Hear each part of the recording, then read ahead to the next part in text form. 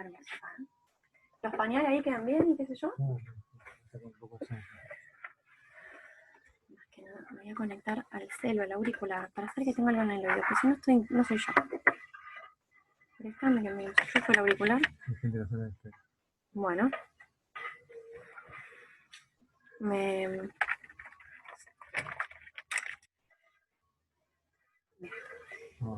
¿Saco algún pañal?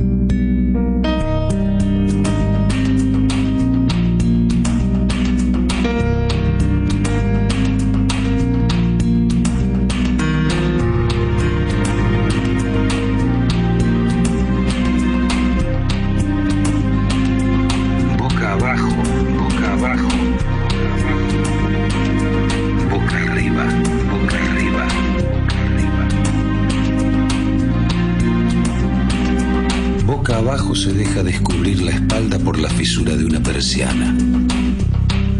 Boca arriba, la hubiese imaginado, de no ser por la luz que lo hizo antes.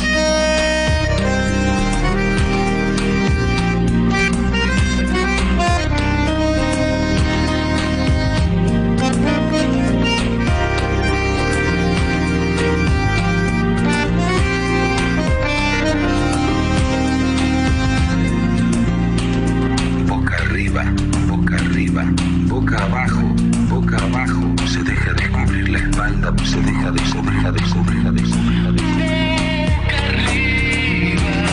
boca arriba, la hubiese imaginado,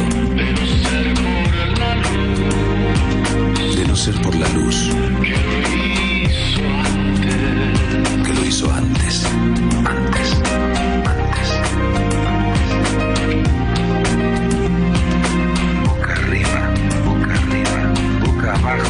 Boca abajo, se deja descubrir la espalda, por la fisura de una persiana, se deja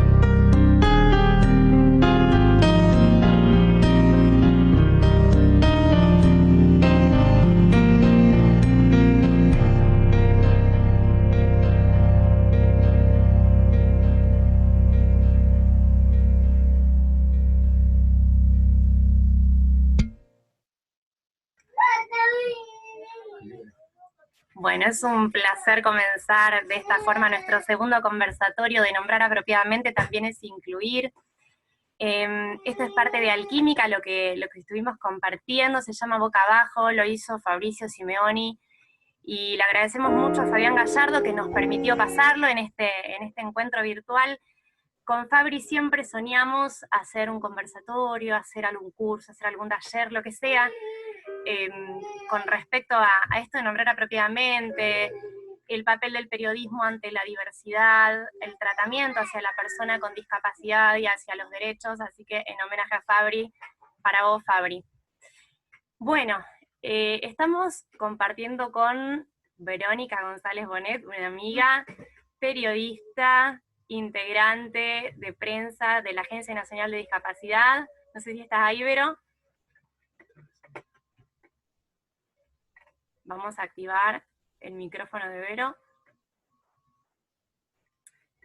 que ya nos acompañó hace un tiempo en el CURI cuando hicimos este taller de periodismo y discapacidad. Así que hoy nuevamente la convocamos a Vero.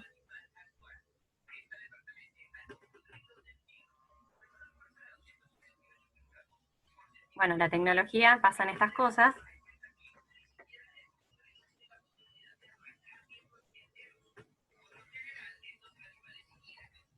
Bien.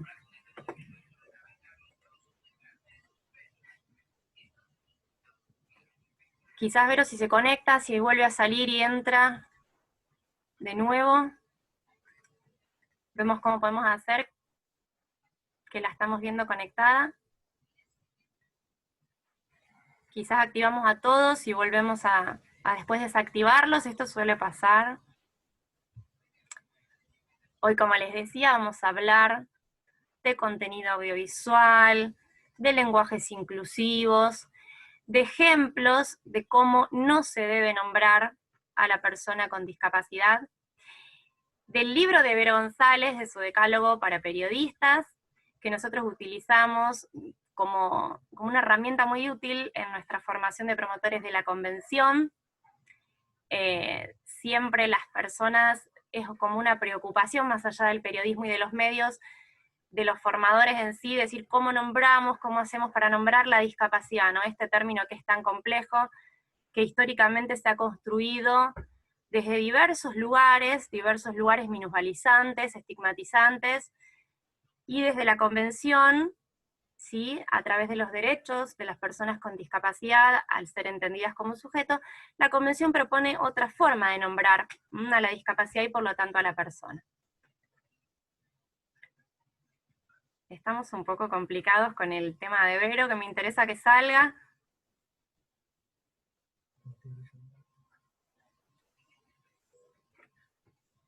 Hola, Vero. No sé.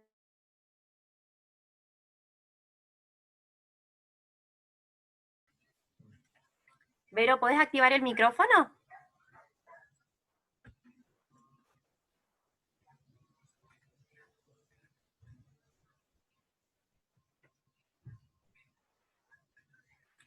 Estas páginas no son demasiado accesibles, queremos decir, entonces nos cuesta bastante poder encontrarle la vuelta sin un apoyo, ¿no? Justamente hablando de este tema de inclusión, de diversidad, de discapacidad, es muy difícil hacerlo a veces sin apoyo. A veces sale bien y a veces se complica.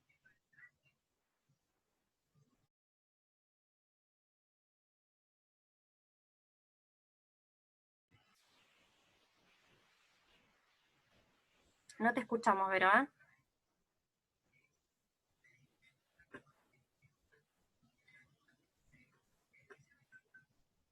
Yo quisiera apagar mi audio un segundo para poder ver cuál es el inconveniente con Vero, para poder acompañarla y solucionarlo de alguna forma.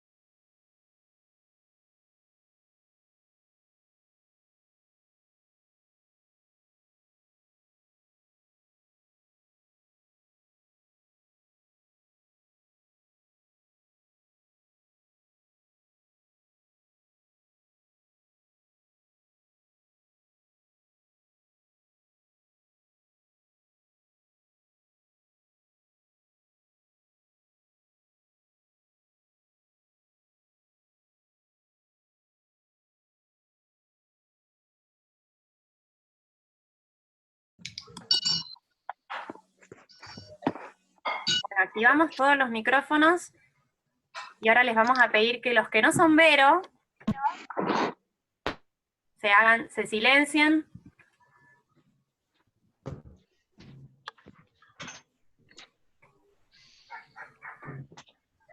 Vero, ¿me escuchás?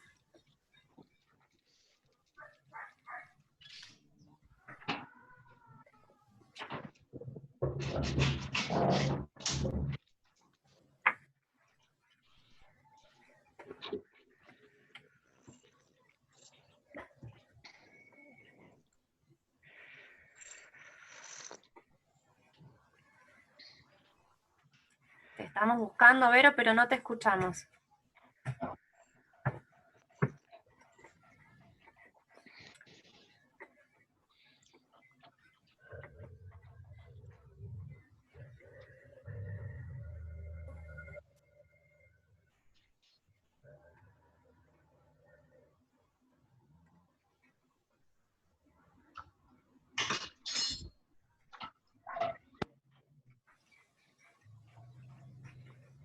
Vero.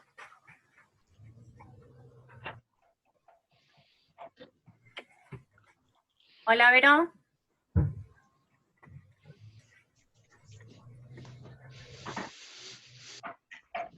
¿Me escuchás, Vero? Hola, hola.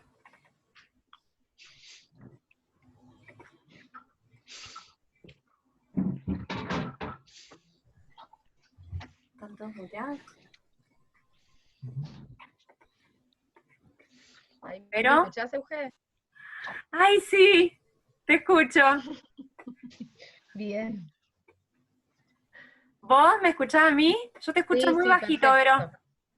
Yo te escucho perfecto. ¿Me escuchás perfecto? A ver, ahí subo un poquito el volumen. ¿Ahí me escuchás Dale. mejor? Subo el Ahí volumen te de la escucho. voz. Sí, hermosa, ahí te escucho muchísimo mejor.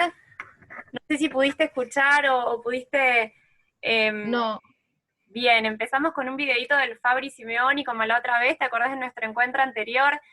Formalmente te Ujú. doy la bienvenida a este conversatorio, que como decía antes, la tecnología a veces no nos ayuda y necesitamos apoyos y bueno, esto pasa. Sí, sí, sí. La verdad que en mi caso tengo una conexión bastante mala, así que haremos lo posible, pero bueno, hagamos. Bueno, sí, la otra chance era WhatsApp y te sacaba por llamada en altavoz, era otra opción. No íbamos a Sí. nunca decaer. Hermosa, hablando de todo un poco, ¿cómo te parece que es en cuestión de los medios y la accesibilidad de las personas con discapacidad en esta pandemia, sobre todo para la cuestión de los cuidados, de la información, de la utilización de estas plataformas, la interpretación? ¿Cómo lo ves vos que estás más en esto de, y justamente en la Andis, ¿no?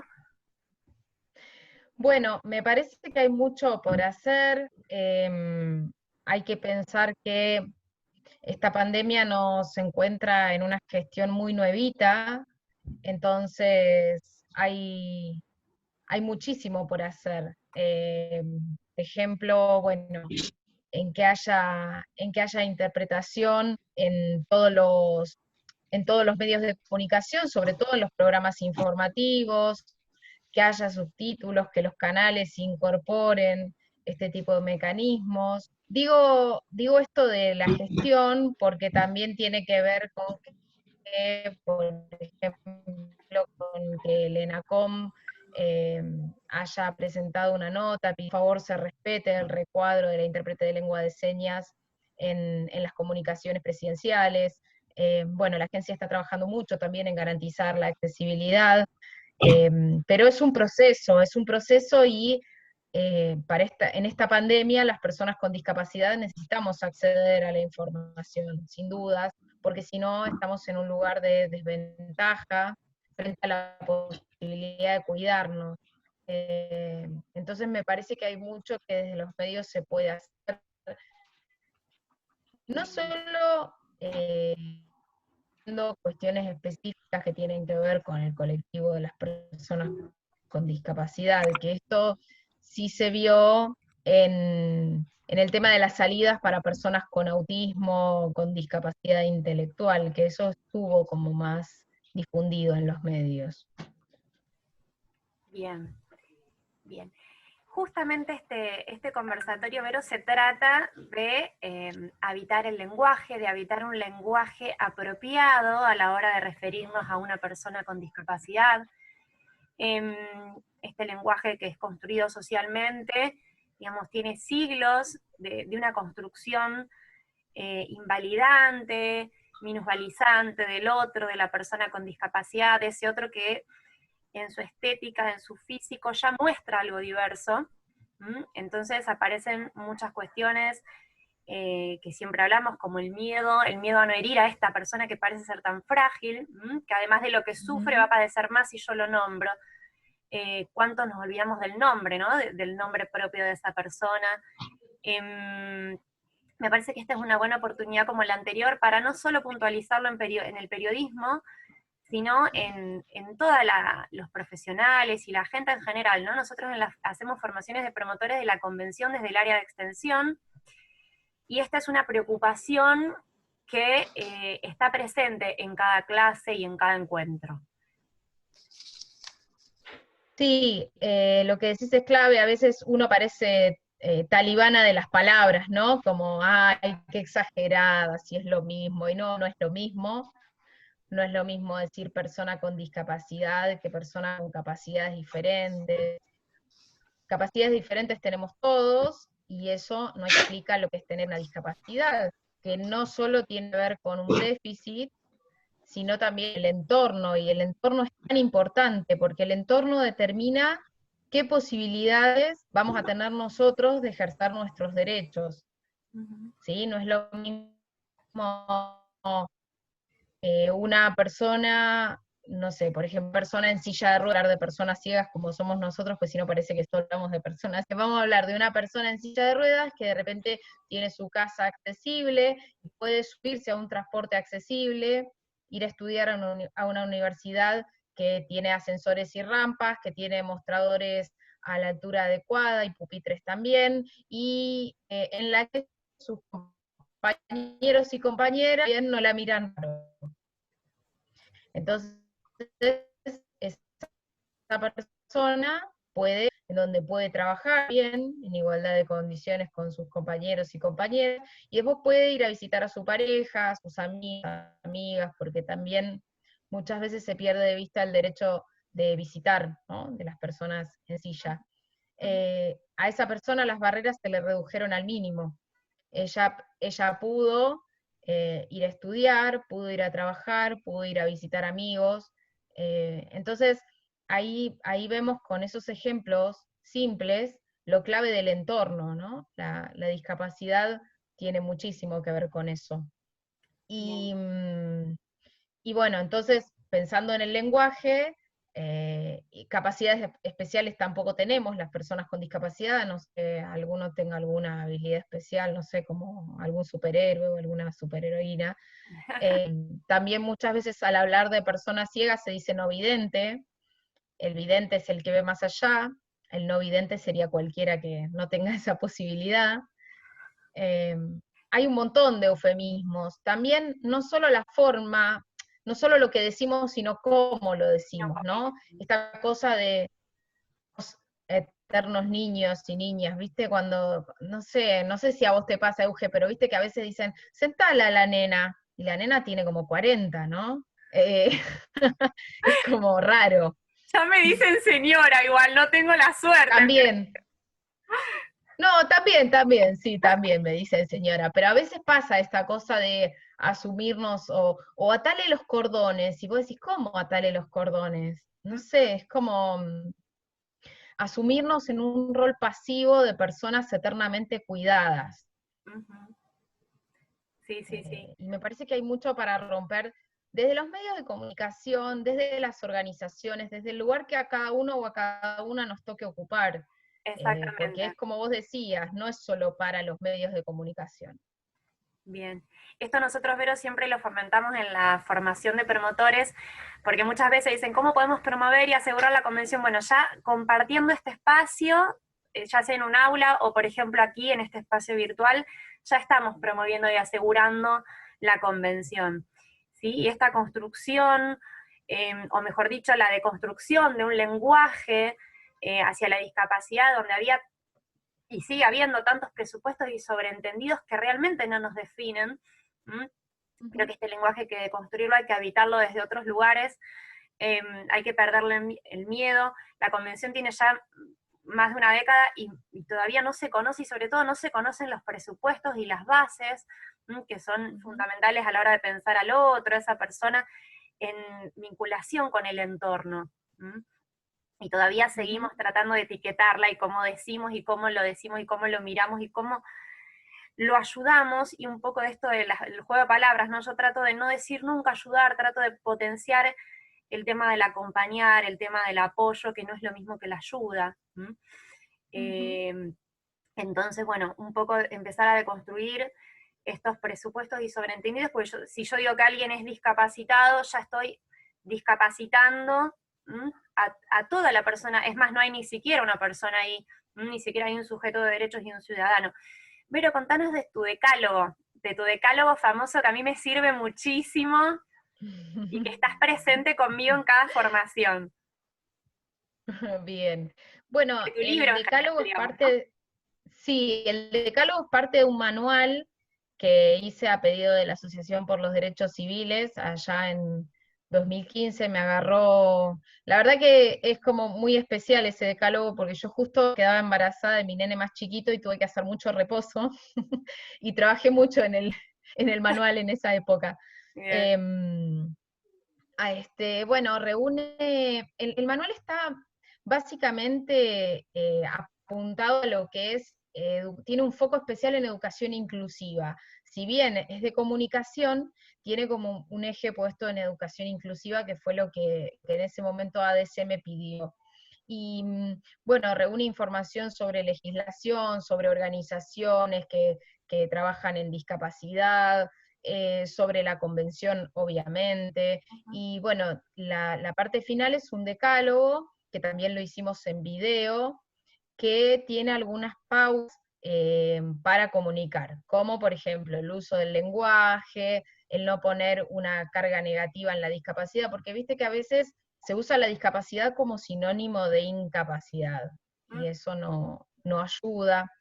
El tema también de asociar, viste que muchas veces cuando aparece un femicida, se dice que está loco, Claro, y un femicida es violento, un femicida no está loco. claro, La locura es otra cosa, ¿sí? claro. O muchas veces se habla de que un político es autista, o es ciego, o es sordo, y la verdad es que la actitud de no escuchar lo que dicen las otras personas, o de no lo que dicen las otras personas, que puede tener una persona en un determinado rol, es una elección, y una discapacidad no es una elección, es una situación que, bueno, que nos toca atravesar, y que hay personas que la atravesamos de una manera, otras de otra, pero me parece complejo utilizar ciertos términos como insulto. Bueno, también el decálogo habla de lo importante de brindar información completa en las coberturas que tienen que ver con discapacidad, porque muchas veces para las personas con discapacidad el acceso a la información es mucho más complejo, y muchas veces la información sobre los derechos no llega, como vos decías, ¿no?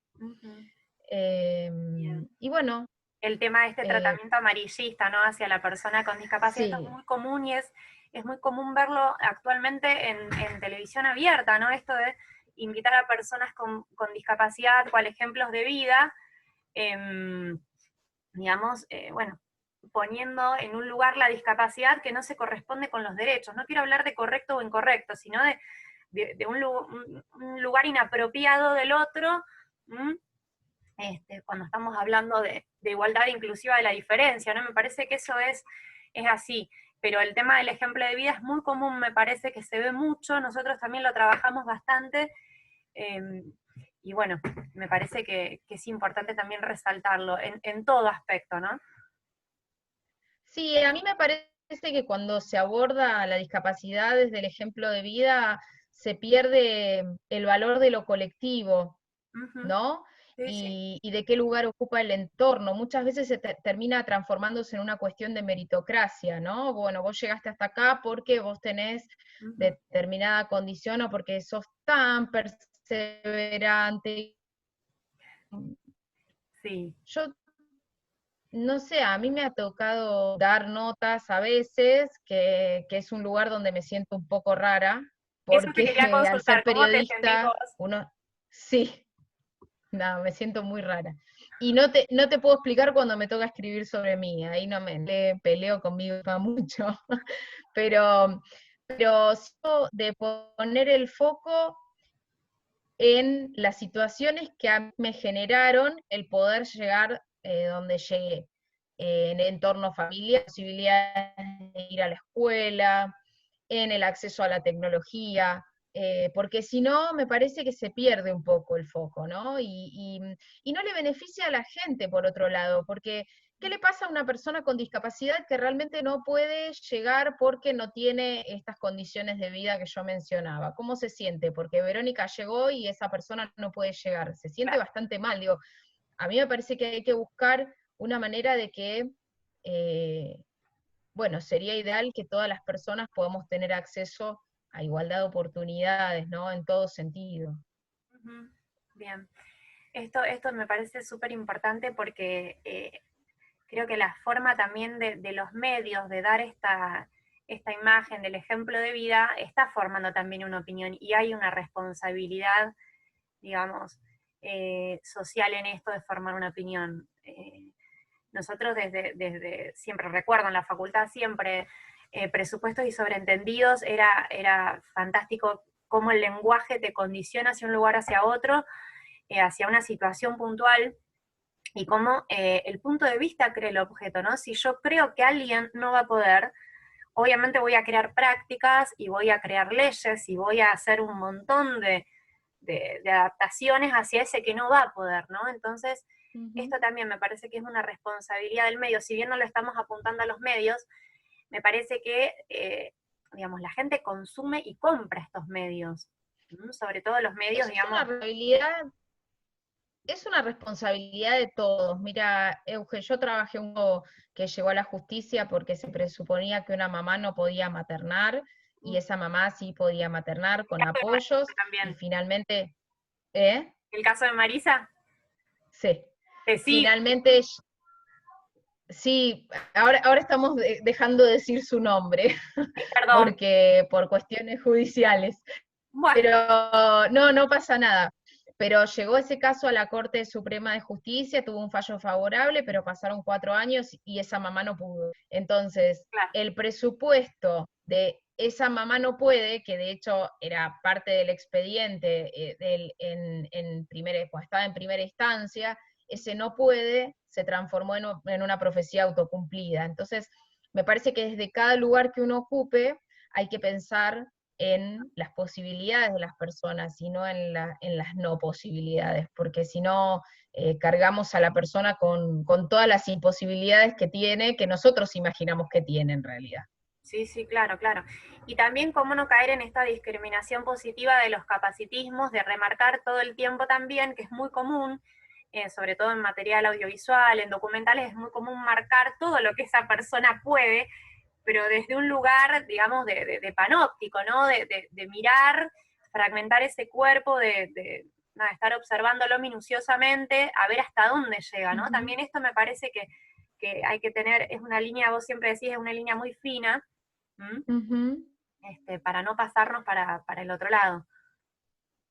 Sí, es complejo porque el ver a una persona con discapacidad como superhéroe tampoco le corre el eje de lo que es una persona, ¿no? Es un superhéroe. Entonces los superhéroes tienen derechos, tienen sexo, tienen, ¿no? Claro. Me parece que se corre mucho el eje y es complejo. Yo creo que en las dos cosas hay discriminación, en la desvalorización y en la sobrevaloración hay discriminación. Bien. Bueno, aclaremos como para cerrar esta parte, es persona con discapacidad, Vero. Sí. Bien, Persona con discapacidad, si se quiere, se puede decir persona con discapacidad visual, persona con discapacidad auditiva, persona con discapacidad intelectual, persona de baja talla, no se dice enano. bien, bien. Eh, Y y estaría bueno, bueno y sobre todo también, que pongamos el nombre y preguntemos el nombre y que pongan en las noticias el nombre de la persona, porque estamos hasta despersonalizados, ¿no? No tenemos identidad, pareciera que la sí, persona solo es característica y no es identidad, ¿no? sí, y también pensar qué ponemos en el graph, ¿no? ¿Qué es lo relevante para identificar a esa persona? ¿Qué es lo que hace a esa persona relevante? ¿Que es una persona con discapacidad o que hace otra cosa? ¿O que es un profesional de determinada área, por ejemplo? Bien, bien, bien, bien. Vero, ¿querés comentarnos algo más del decálogo, algo más del libro? No, sí contarles que ahora dentro de poco va a salir en Ready una guía que armé. Yo ahora no estoy participando más en Ready porque al trabajar en el área de comunicación de la agencia y como Ready monitorea el Estado no me pareció ético, pero la última cosa que hice para Ready fue una guía sobre periodismo y discapacidad muy linda, tiene el prólogo de Nacho Levi de La Garganta Poderosa, y la verdad que estoy muy contenta con eso, así que dentro de poco la van a poder ver en la página de Reddit. Buenísimo. Vero, ¿y hay formas de conseguir tu libro? ¿De poder bajarlo, de poder...? El manual con el decálogo se bajan de la página de ADC, de la Asociación por los Derechos Civiles. Bien, Así que ahí lo van a poder descargar y bueno, está el video también con el decálogo y todo. bien, buenísimo, Vero. En cuanto a ejemplos, Vero, ejemplos que todas las semanas pasan en todos los medios. Volvamos un rato a los medios como formadores de opinión. Ejemplos de lo que no correspondería decir, Ujú. o escribir, o nombrar. Bien. Yo les traje algunos. Hay uno que dice, el humanitario gesto de un juez a una mujer con discapacidad. Alberto Domenech le explicó el fallo en un lenguaje llano y de fácil lectura. Digo, no es, no es humanitario, sería un derecho, ¿no? Explicar las sentencias. A cualquier persona le cuesta entender le cuesta entender las sentencias, Por y supuesto. bueno, a una mujer con discapacidad intelectual o una persona con discapacidad intelectual más aún, ¿no? Ujú. Después les traje otro que dice, pese a mi discapacidad, soy un ejemplo para la sociedad. Eduardo Javier Grodek tiene parálisis cerebral desde que nació, pero eso no le impidió cumplir un sueño. Con 28 años, el estudiante de procuración creó su propia radio virtual.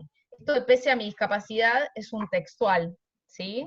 Digo, porque el hombre lo dijo, pero el periodista decidió titular con eso, ¿no? También, no es casual, cuando titulamos lo hacemos por algo. Sí, sí, sí. Y dice, hay veces que la palabra discapacidad parece una enorme paradoja, porque detrás de ciertas carencias físicas sobran justamente capacidades. Otra vez, la discapacidad como sinónimo de incapacidad. Ujú. ¿No? Bien. Después hay otra que se llama El raro placer de tirar enanos contra la pared. Les juro que esa nota está escrita, no la inventé yo. Es un horror esa nota, es un horror. Pero es de No aquí, se habla del... Sí, es de acá, es de acá. Ya te voy a decir la fecha de publicación. Es vieja, pero yo siempre la uso porque parece mentira. Es claro. de La Razón del 10 de octubre de 2011. Bueno, sí, no tanto. Eh, Bueno, y bueno, habla del circo, de los enanos, ¿no? De Noelia Pompa en el bailando. Me pareció un horror. bien, bien. Este ejemplo siempre, ¿te acordás que también hablamos de esto en nuestro encuentro presencial, ¿no? Del ejemplo de Noelia, que siempre se le marcaba y se le remarcaba en cámara, y aparte acompaña la música siempre, porque eso también, Vero. Sí, La música sí, desvelada, totalmente. es, Bueno, también Tinelli hace un manejo muy particular de la discapacidad, muy particular, por llamarlo de alguna manera, ¿no? Bastante amarillo y bueno, buscando conmover a las personas y bueno, destacando la discapacidad desde un lugar que no me parece que sume, ¿no? bien.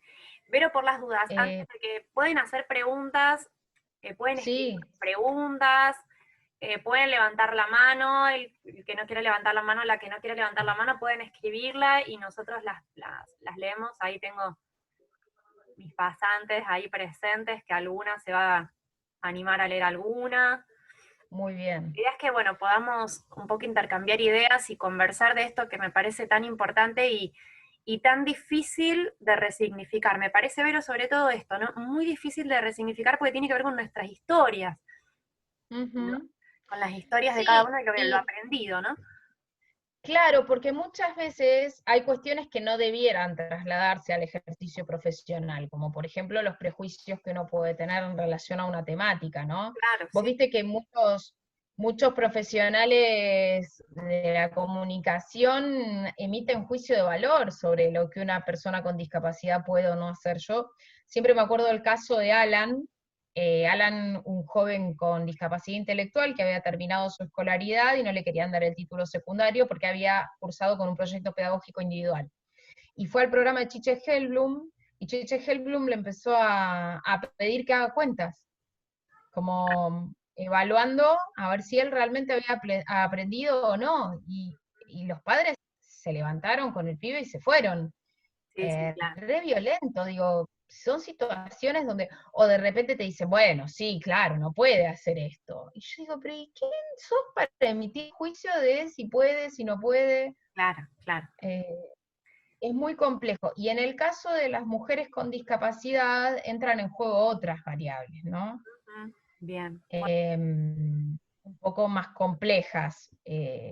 Esto de creer que no podemos cuidar, que no podemos tener sexo, que no podemos elegir una pareja, que hay que esterilizarnos por el tema de prevenir abusos, como si eso pudiese prevenir un abuso, ¿no? Lo que previene son las consecuencias de ese abuso.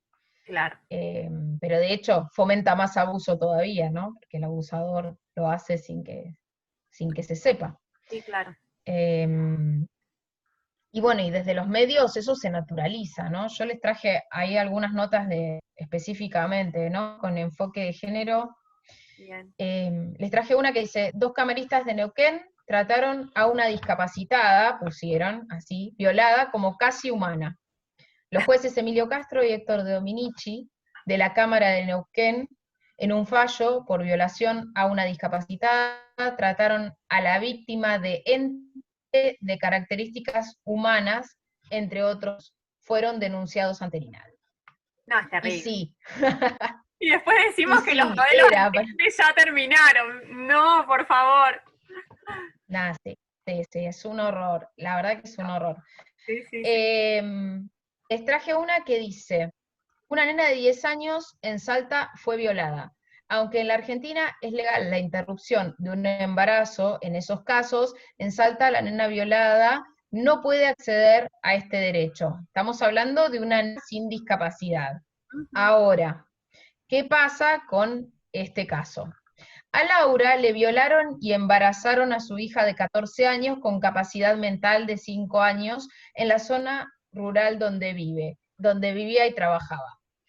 Bueno, ahí tenés todas. Fíjense, habla de una nena de 10 años, habla de una nena de 10 años, es el mismo diario, ¿eh? Sí, sí, Habla de una nena de 10 años como sujeto de derecho. Pero ahora, como es una chica de 14, porque tiene una discapacidad, nada, no se habla de la madre, que es a la hija madre de- le violaron y embarazaron a la chica. Claro, claro. Y aparte, Pasado. esto de la edad mental, Claro. esto de la edad mental, que es algo limitante, y esto se ve mucho en los medios, tiene una edad mental de 5 años, entonces vos automáticamente te imaginás una nena de 5 años, no una chica de 14. Sí, claro. Sí, sí, sí, claro, claro. ¿Y cuál es el criterio? ¿Cuál es el criterio de sacar una edad mental? Es un criterio netamente intelectual desde lo cognitivo, ¿no? Ujú. Sí, sí, es bien Eh, biologicista, digamos, no tiene que ver con pensar desde los derechos y desde la convención. Lo que pasa es que estamos tan atados digamos, a la cifra, a clasificar, a tratar de meter cada cosa en su cajita, que nos pareciera como que tranquiliza, ¿viste? Esto de a ver qué pasa, hasta dónde llega, hasta dónde puede y hasta dónde no puede, ¿no? ¿Cómo empezamos a deconstruir esto, ¿no?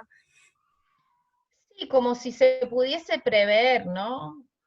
Sin contemplar los vínculos, lo social, eh, y tantas otras cuestiones, los estímulos, ¿no? Digo, no sé, el chico nace, lo diagnosticamos, o tiene cierta edad, lo diagnosticamos y bueno, va a poder esto, va a poder aquello, va a poder lo otro. Sí, Y sí, si puede algo distinto a eso, ¿qué pasa? claro. No, sí, ¿No? tal cual, tal cual. Pero, por las dudas, Em, una aclaración. sí. No conozco bien el Zoom, me está sorprendiendo día a día. Creo que a los 40 minutos puede cortarse. Si se corta, nos volvemos a Ujú. conectar, ¿sí? Por las dudas. Dale, Bien, Vero. dale. Bueno, y tengo otro ejemplo, si quieren, antes de pasar a las preguntas. ¿Te parece? Sí, por favor, un placer. Perdón, les comento, el Zoom sacó un cartelito que decía que no hay límite de tiempo, así que hablen Ah, tranquilas, perfecto. siguen sin cortar. Genial. Perfecto. Bien. Bueno, dice, una mujer de 27 años que padece una parálisis cerebral severa dio a luz a un bebé. Las autoridades médicas confirmaron que le realizaron la cesárea y luego una ligadura de trompas con consentimiento de la familia. El embarazo era producto de un acto de violencia sexual. Esa es la nota.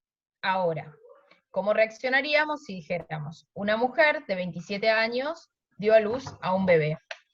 Las autoridades médicas confirmaron que le realizaron la cesárea y luego una ligadura de trompas con consentimiento de la familia. ¿Qué pasa si se elimina la discapacidad? Es un escándalo, ¿no? Eso. Sí, sí, claramente. ¿Y por qué no? ¿Por qué se comunica tan livianamente que a una mujer con discapacidad que fue violada, luego de la cesárea se le practicó una ligadura de trompas con consentimiento de la familia? Ujú. Sí, sí, sí. Suena bárbaro, ¿no? Y esto presupone muchísimas cosas, presupuestos tenemos un montón y sobreentendidos también, como te decía antes. Creo que, bueno, se sigue promocionando la discapacidad, digamos, desde lugares no apropiados. Creo que está bueno revisar esto de lo no apropiado para poder repensarlo y ver qué es lo que estamos pensando. En realidad estamos pensando que el otro no puede, que el otro ni siquiera es un sujeto de decisión, porque también a veces, bueno, hasta acá dejo y hasta acá no. La sexualidad sobre todo es un tema que siempre queda relegado. Estamos absolutamente terapizados y la parte del deseo es como que de eso no se habla. Entonces como que nos falta mucho replantearnos hasta nosotros los profesionales que esto, digamos, la convención no debería tener un techo, es un piso, ¿no? Digamos, la convención también nos debe, me parece, esta cuestión del género, del tipo de familia que uno quiere construir. Me parece que está, bueno, la construcción de la familia, de la pareja, de formar una familia, pero hay que ver qué familia uno quiere construir, digamos, todavía no se abrió a estas nuevas formas. A mí me parece que la convención es una caja de herramientas, ¿no? Que nos permite hacer un montón de cosas y que tiene que ver con lograr el acceso a derechos. Pero hay que internalizarla, como vos decías, hay mucha gente que no la conoce, y tampoco es fácil internalizar el modelo social. Todavía hay mucha gente que te habla del modelo social, pero que ahondás un poquito en la charla y te das cuenta que tiene el modelo médico en la cabeza, ¿no? Sí. No es tan fácil introyectarlo el modelo social. Bien. Con todo lo que implica, con lo que son los apoyos, los ajustes razonables, la accesibilidad. Hay personas que te hablan de ajustes razonables como un sinónimo de accesibilidad, y un ajuste razonable no es accesibilidad. Claro, sí. Sí, claramente. Vos también en tu libro hablas introducís con el modelo social, ¿no? Me parece que también es importante comentarlo, Vero, si te parece, porque este modelo tiene un montón de presupuestos y tiene un montón de décadas ya, con la lucha propia de las personas con discapacidad, ¿no? Y toda una movida política que hizo bueno, que luego se formalice en esta convención, ¿no?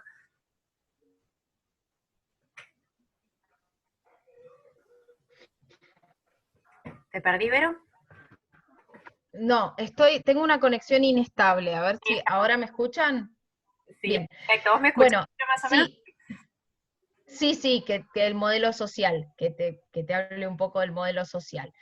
Mira, el modelo social es el eje rector de la Convención sobre los Derechos de las Personas con Discapacidad.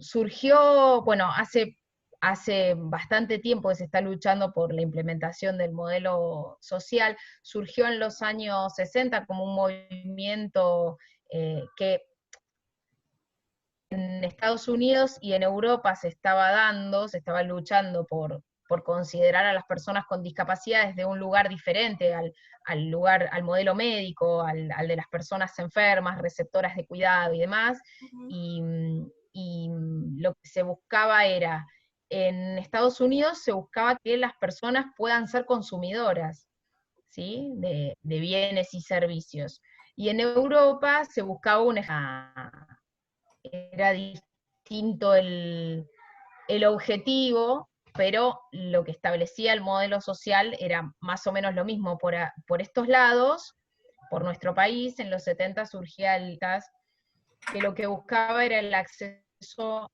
a la educación, a la vivienda y al trabajo.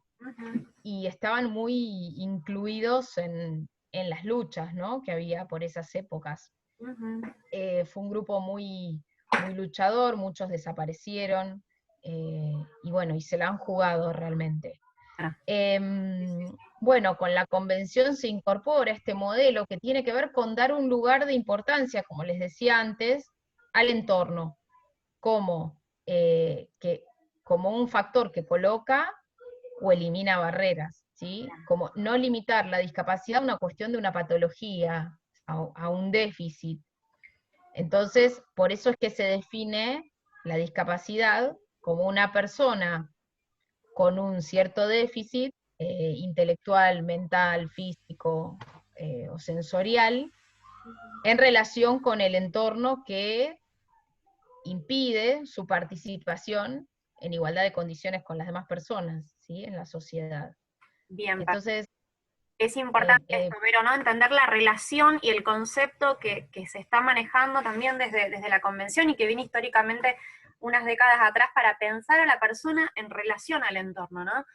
Digamos, uno tiene una característica, la discapacidad aparece cuando no podés acceder a muchas cosas, ¿no? Y esto también, digamos, aparece muchísimo déjame relacionarlo, ver en la pandemia, ¿no? Esto que queremos acceder a páginas o hacer nuestros trámites personales en el banco, o, no sé, la otra vez hablábamos nosotras dos, a ingresar en un aula virtual para nuestros niños, y quizás es hasta un punto usable, digamos, ese entorno, esa tecnología, y hasta un punto quedas afuera, como que casi después no, espera que pido porque acá no sé qué pasa, pido acompañamiento. Entonces, digamos, esto también creo que la pandemia puso sobre la mesa el trabajo responsable de las organizaciones en empezar a ver estos espacios virtuales, que ahora es prácticamente lo que se está utilizando en su mayoría, como espacios lo más accesibles posibles. Tampoco vamos a ser talibanes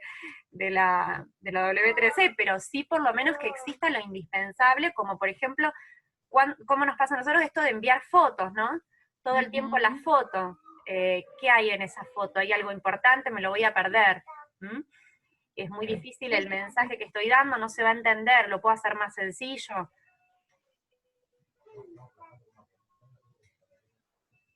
Te perdí, Vero, ¿eh? Y lo mismo ocurre con la falta de internet en lengua de señas. A ver, ¿ahí me escuchás? Sí, ahora sí. ¿Ahí me escuchan? Creo que sí.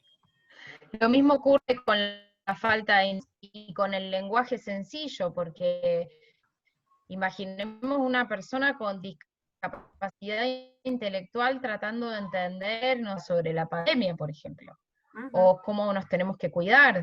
Bien, bien. En ese sentido, la verdad, perdón. Perdón, sí, se nos superpone, perdón. Esto también lo nombras en tu decálogo, ¿no? Cómo estas pequeñas o grandes herramientas nos pueden ayudar a comprender mejor y a ser usuarios e interactuar con estos medios, ¿no? Con los contenidos y con la tecnología en general.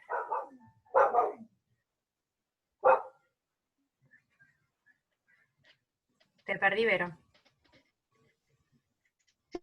Sí, a ver, Ahora sí. ahí Perfecto. estamos. Es mi conexión a internet.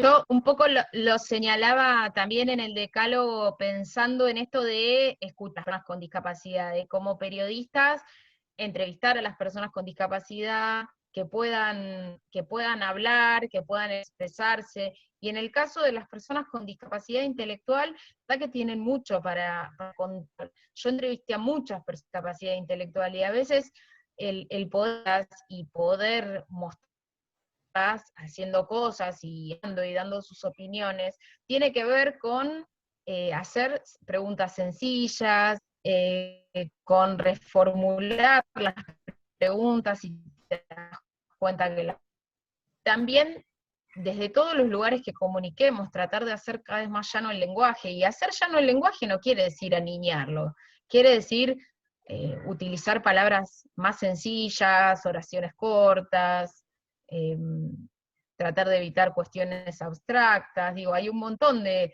cosas a considerar que pueden hacer una comunicación más comprensible. Bien. Hay poco de audiodescripción, Vero. Hay poco. Sí, hay poco. Hay poco. La verdad que hay más en Netflix de lo que hay en la televisión abierta. Y en Netflix, viste, es como raro, porque de repente estás viendo una película argentina y te dicen la taza del mate, o no sé, cosas que vos decís, ¿cómo? Esto no se dice así acá, porque lo hacen en otros lugares, ¿no? Claro, claro. Y da pena.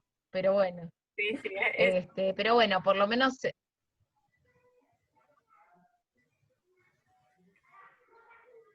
Sí, Euge, ¿estabas hablando? no. Capaz que fue una interferencia, no sé. pero Ok. hay Es problemas. como, es difícil de sincronizarnos. Las dos hablamos.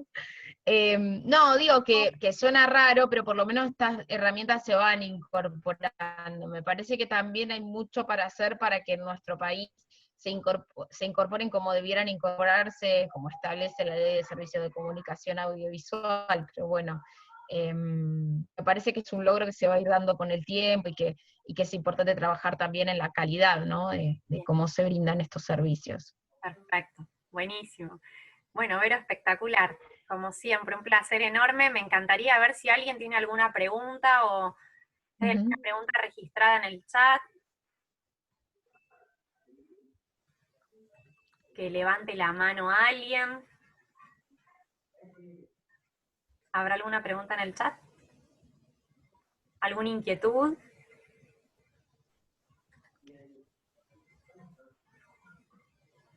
Me parece que quedó clarísimo, Vero.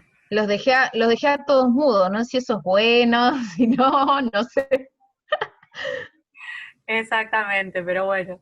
Que alguna de mis pasantes levante la mano y me diga que no hay preguntas. Así me quedo tranquila.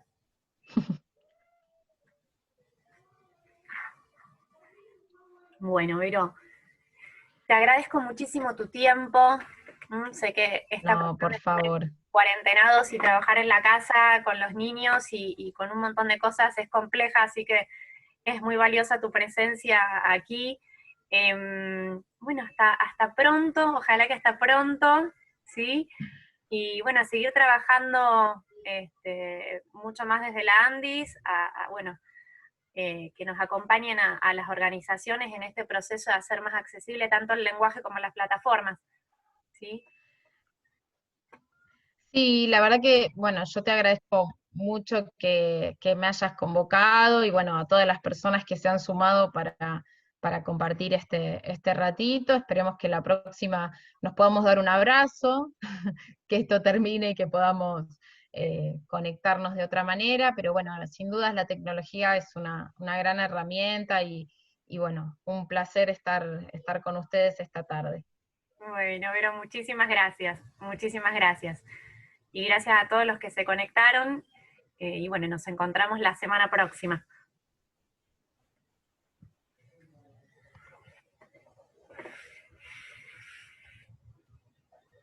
Muchas gracias.